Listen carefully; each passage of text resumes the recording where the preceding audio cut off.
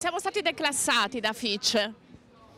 Ma guardi, noi stiamo facendo un lavoro importantissimo, molto delicato, ma che inizia secondo me a dare risultati. Dobbiamo rimanere concentrati sul paese reale, sulle scelte fondamentali per l'economia e per il lavoro in Italia, andare avanti con il nostro lavoro.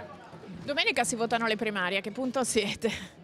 Beh, intanto un invito anche qui a Padova a partecipare in tanti alle primarie del 30 di aprile.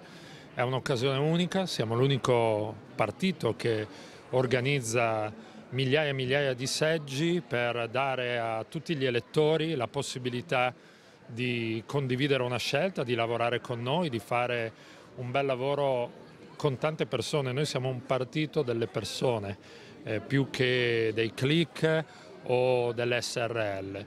Era un partito anche che si è spaccato in maniera molto forte. Un partito che si confronta, che ha al suo interno anime e sensibilità, ma che non rinuncia alla bella politica, alla buona politica, all'iniziativa nel paese reale, in mezzo a tante persone, nelle piazze, concentrati su alcune priorità, il lavoro, la sfida generazionale, il tema della cura delle persone. Noi siamo concentrati su questo e in particolare a Padova credo che con le elezioni comunali prossime ci sia l'occasione di dare un segno forte di cambiamento. Con Giordani la possibilità di recuperare questa città al centro-sinistra, al PD? Ma io credo che innanzitutto Padova deve scegliere per Padova e i padovani per i padovani.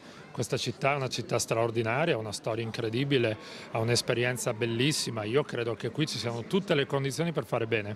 Qui si voterà il referendum, lo sa, hanno deciso il 22 ottobre il referendum per l'autonomia, anche se dicono che il governo lo osteggia e non partecipa alla realizzazione di questo referendum consultivo. Io sono più pragmatico del presidente Zè e del presidente Maroni. Quello che loro chiedono con un referendum, se volessero, lo potrebbero già discutere con lo Stato oggi.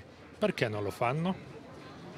Oggi ha visitato le Latterie Vicentine, un'eccellenza da 3 giorni dall'obbligo della certificazione del latte italiano. Sì, è stata una bella occasione per parlare con tanti allevatori, con una cooperativa che da tempo ormai è una delle cooperative più belle del panorama nazionale. Sono contento di averlo fatto proprio nella settimana in cui abbiamo concretizzato una importantissima nostra iniziativa che è l'origine in etichetta per il latte e i suoi derivati.